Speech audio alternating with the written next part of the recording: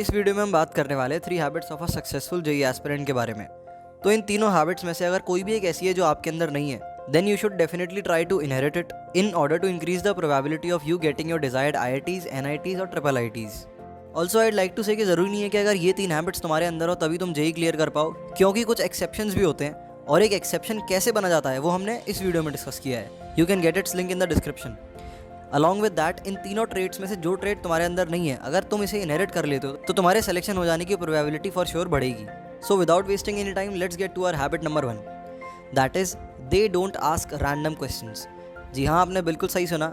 कोई भी JEE aspirant जो थोड़ा सेंसिबल इनफ होता है वो कभी भी क्वेश्चंस को रैंडमली नहीं पूछता है। जब भी वो कोई सवाल पूछ रहा होता है, उस सवाल पे उसने खुद से पहले बहुत सारी रिसर्च कर रखी होती है, उसके बाद जाके वो सवाल को किसी मेंटर से पूछता है, या आपका सब्जेक्ट बेस्ड कोई सवाल का डाउट भी हो सकता है, या फिर in general guidance related doubt भी हो सकता है। अगर इसको आसान शब्दों में कहें तो बेसिकली वो जो सवाल पूछते हैं उसकी खुद बहुत ज़्यादा वैल्यू करते हैं, क्योंकि ऑलरेडी उन्होंने इस पर बहुत ज़्यादा टाइम इन्वेस्ट कर रखा है। आप इसको अपनी जेईई प्रिपरेशन में कुछ ऐसे इंप्लीमेंट कर सकते हैं कि जब भी आप किसी सवाल पे अटकें तो आपको तुरंत सर से जाके उसका सोल्यूशन नहीं पूछ लेना है, पहले खुद से थोड़ी सेल्फ टॉक करनी है, सेल्फ रिडक्शन करनी है। उसके बाद अगर ज़्यादा टाइम लग जा रहा है तो आपको अपने सर से जाके पूछना है या फिर अपने मेंटर से जाके पूछना है। काफ़ी सारे जेईई एस्पिरेंट से मेरी डेली बेसिस पे 1-to-1 बात होती रहती है, तो मुझे कन्वर्सेशन के पहले 3-4 मिनट में पता चल जाता है कि ये जेईई एस्पिरेंट कितना सिंसियर है और कितना नहीं है। So it is very important that you don't ask random questions. Now let's get to our second habit, that is generally they don't need motivational videos, rather they prefer watching logical solutions to the problem they are stuck in. काफ़ी सारे students अपने free time में motivational videos देखना prefer करते हैं जब भी वो डिप्रेस हो रहे होते हैं या फिर बोर हो रहे होते हैं। और मोटिवेशन जो है वो एक इंस्टेंट और टेम्पररी सॉल्यूशन होता है जो कि आपको आपकी प्रिपरेशन की रिदम मेंटेन में कुछ एक्सटेंट तक कभी कभार मदद कर देता है। पर जैसा कि मैंने कहा, ये एक टेम्पररी सॉल्यूशन होता है, मोटिवेशन ज़्यादा देर तक लास्ट नहीं करता है।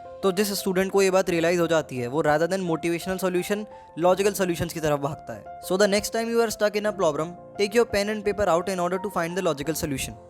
And that's what I personally do. Now let us come to our third and last habit, that is they don't judge themselves. Their goal is to learn from a question rather than proving themselves that they can do it. ये थोड़ा deep है, इसको अपन आसान भाषा में समझते हैं। कोई भी जेईई एस्पिरेंट जो बहुत अच्छा लर्नर है वो कभी भी बहुत सारे सवाल ना हो पाने पे डिप्रेस नहीं होता, क्योंकि उसका ये गोल था ही नहीं कि उसे इन सारे सवालों के आंसर निकालने हैं। रादर देन दैट उसका गोल ये था कि मुझे इन सभी सवालों में से ज्यादा सीखना है। इन दोनों लाइन्स के बीच के डिफरेंस को बड़ा ध्यान से समझिएगा। एक जेईई एस्पिरेंट जो कि एक अच्छा लर्नर है, उसका उन 20 सवालों को लेकर ये गोल नहीं था कि उसे इन सवालों का आंसर निकालना है। रादर देन दैट उसका गोल ये था कि उसे इन 20 सवालों से ज्यादा सीखना है। तो लेट्स से अगर ऐसा जेईई एस्पिरेंट 20 सवाल उठाता है और उससे 20 के 20 सवाल नहीं बनते हैं, तो ऐसा होने पे वो डिप्रेस नहीं होगा। वो इन 20 सवालों के सोल्यूशन को बड़े ध्यान से समझेगा और 21वें सवाल के साथ कंटिन्यू कर देगा। पर ऑन दी अदर हैंड, ऐसा जेईई एस्पिरेंट जो कि अपने आप से एक्सपेक्ट कर रहा था कि मुझसे ये सवाल बन जाने चाहिए, वो डिप्रेस होकर बैठ जाएगा और 21वें सवाल के साथ बिल्कुल कंटिन्यू नहीं करेगा और ओवर थिंकिंग में अपना बहुत सारा टाइम वेस्ट करता रहेगा और एक चैप्टर को पूरी तरह से खराब कर लेगा और सोचेगा कि अगले चैप्टर में मैं चीज़ों को बेहतर तरह से करूंगा। और इस तरह से काफ़ी सारे जेईई एस्पिरेंट्स अपने बैकलॉग क्रिएट करते जाते हैं। काफ़ी सारे स्टूडेंट्स के मेरे पास DM भी आते हैं कि भैया हमसे सवाल नहीं बनते, इसके चक्कर में बहुत ज़्यादा डिप्रेशन भी होता है। उनको मैं हर बार यही आंसर देता हूँ कि चैप्टर की थ्योरी पढ़ने के बाद सवाल ना बनना is a very general thing. अगर हमसे बहुत सारे सवाल नहीं बन रहे हैं तो हमें ये इंश्योर करना चाहिए कि उन सभी सवालों के सोल्यूशन को हमने ढंग से समझ लिया हो।